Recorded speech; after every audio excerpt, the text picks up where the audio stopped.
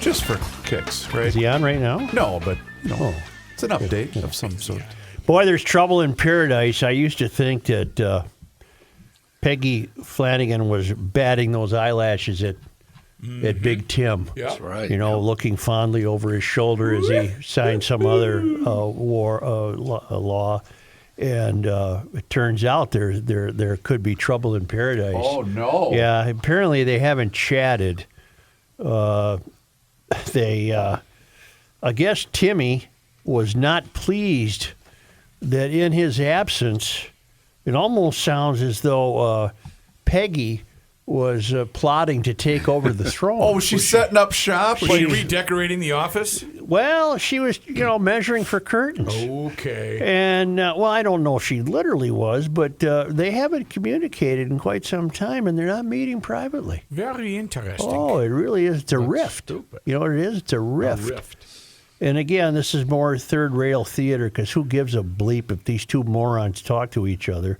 But it's third-rail theater, and the first public indication that something was amiss came just 3 days after the election. Right away?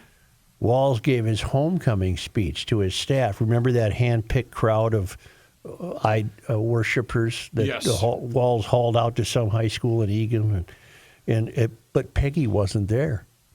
Mm-hmm. Not even invited. That's usually the kind of not meaningless event that she would appear at because Do you know what really put the nail in the coffin? I don't. I got it right here. Joy to the world. Yeah. All right. Yep. All right.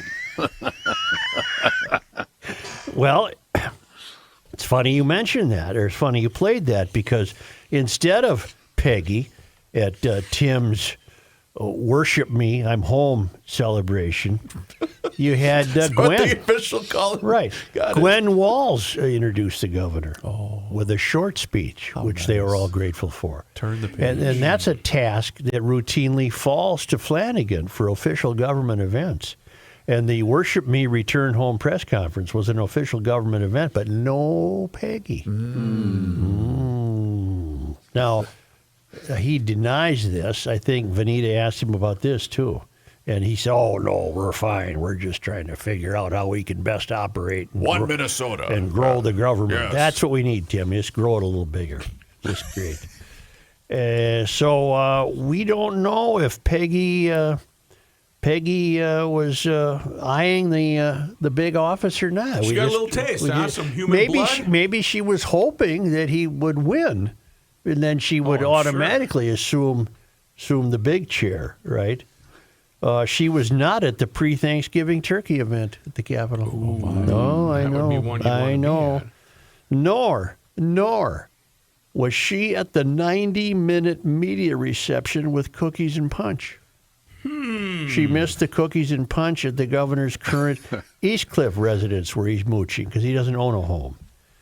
That's too plebeian to own a home if you're a communist Well, remember, Chinese he thought that would agent. it would be endearing to the voters. Flanagan and her family have attended both events in previous Okay. years. Right? Multiple members of the governor's staff have declined to talk about the tension. But the public engagement has been the talk of the Capitol. Yeah, I'm looking at it right now. Her public events, including a solo food shelf visit, have not been promoted via standalone media advisories since early November. After Walz's national loss, something shifted. Well, that's. May I? You may. I don't think we can blame Peggy for any of this. Peggy's been, shoveling coal the best she can while he was gone. Are we blaming Gwen? No, I think it's the governor who realized that most of the country hates him, and he's having a hard time dealing with that. Yeah. And I think this is probably affecting all of his relationships, as it should. He doesn't know who to trust. He's kind of like the final.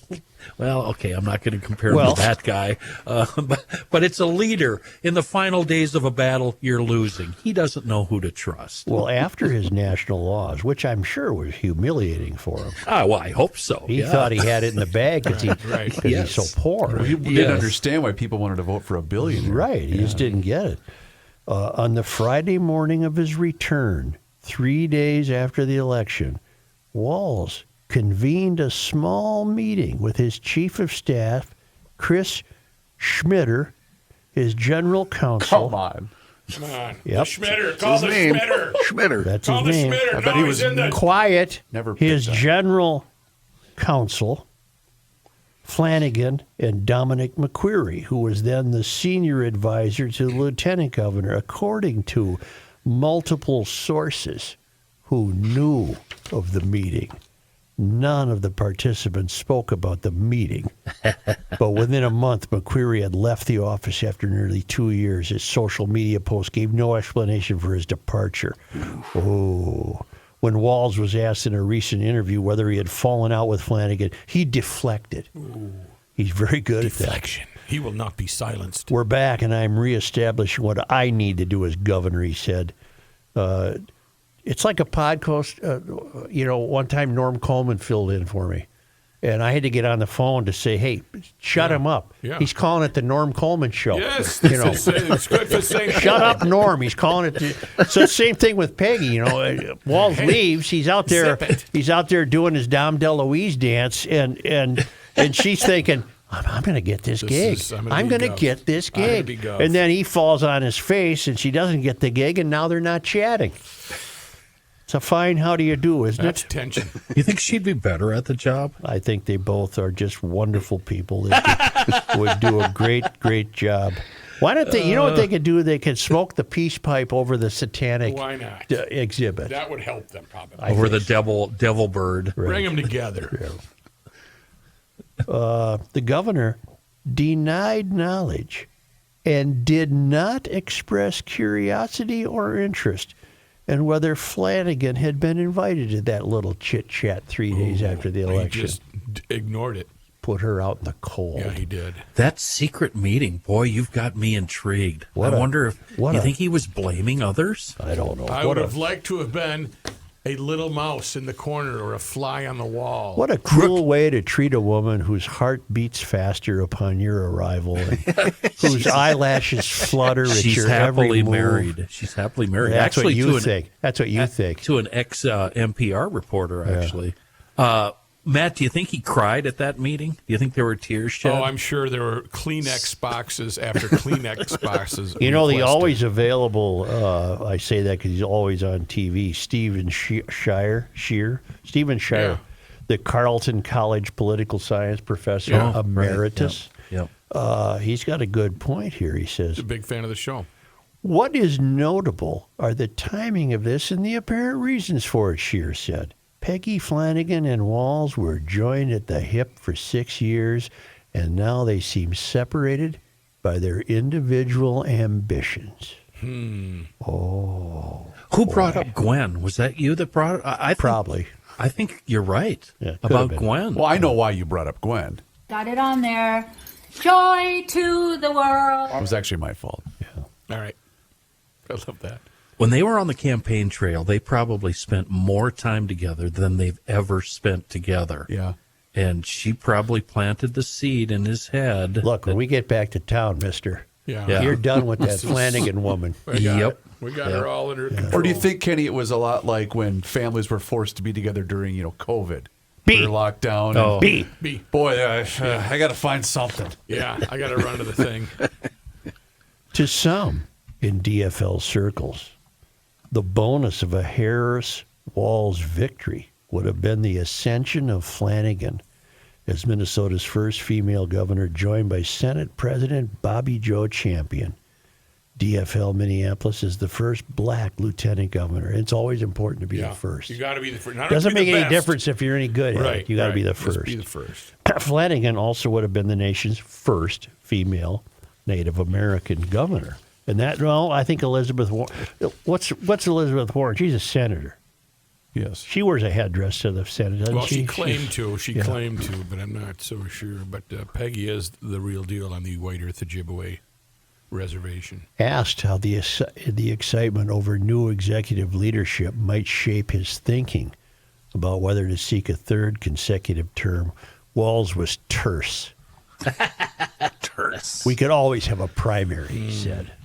Honest to God, if that Joe. loser runs again, honest to God. Joe, you know how, like, when we've been watching Motor Trend, the rescue show, or Vice Grip Garage, we start using his phrases. Yeah. Do you think Peggy has been listening to GL, and when he walked in, she said, "Hey, dummy, what's up?" Hey, dum-dum. And Walz definitely would not appreciate that. Well, wait a minute. I think you just nailed it. Yeah. Why he won't come on. He doesn't want to lose. Right. Well, the word is out. The word is out. What's up, dummy? So you lost the election, huh? Well, There you go, dum Good one, Dum. dum-dum. You know, one of the reasons the country's in trouble, it didn't work out that way this time in the presidential election, but one of the reasons the country's in trouble is that most of the voters in the country live closest to the country's tallest buildings. True. Yep. And the country's tallest buildings are ruled by activists. They're professional politicians. They've done nothing else. They have no appreciation for your money. I would include Walz in that group. He was nominally a school teacher at some point, but that's virtually being in the public class. He has no respect for other people's money. They spend it as fast as they can take it from you. And they've run up $550 billion in frauds, and he has no answer for that. I continue to think he's not lining his own pocket. I continue to think this is a result of his stupidity and his inability to seize the idea that I'm responsible for this. He can't. He does not. It's not in the purview of the closer you get to the country's tallest buildings. What are politicians responsible for? Their own whimsy. They're not responsible to have your streetlight working. They're responsible for coming up with a new DEI initiative. They have nothing to do with us, and you can see it happening in Washington, D.C. Right. We don't have a president right now. Trump has been the figurehead president since he got elected. All the news conferences are down in Mar-a-Lago. We don't know where Joe is, and Joe's never spoken about these sightings in the air. We have nobody leading the country. The Democrats in Washington are beside themselves because it's a third rail theater production. They don't know what's going to happen to them. They knew he was a sorry case when they allowed him to run the first time. Yeah. Then it finally became so evident to them this June that they said he can't run again. That'll really screw us up. And somebody said, I got a good plan. And it did. Yeah. Is it true that he's over 8,000 pardons? Did I read that correctly? I don't know. I'm trying. You got to pick and choose what you're going to get upset about. Sure. 8,000 pardons is too many. you have to admit regarding Walz, Joe, that at least he's been consistent. When times are tough, he runs off to his safe room and hides. Yeah, he has been consistent. And I would say His padded safe room? all the frauds are that's times are tough for him. He can't deal with it. Just like the riots and Lake Street burning down. He couldn't deal with that. He couldn't face the music. Well, let's have a face-to-face at the satanic ritual. What do you say? Have your people call my people. Before we go to break, I want to back way up regarding supers. I wrote myself a note here. Do you think supers are on the third rail, and where do they fall on the rail as far as politicians, senators, mayors, etc.? Oh, my God. I not only think they're on the third rail, I think they're right up there with senators and representatives. Do you think being a super is a stepping stone to greater political aspirations? I can't off the top of my head name any Congress people or senators who have been supers. I don't necessarily. It's such a good club for the supers that they really don't need the gig in Washington.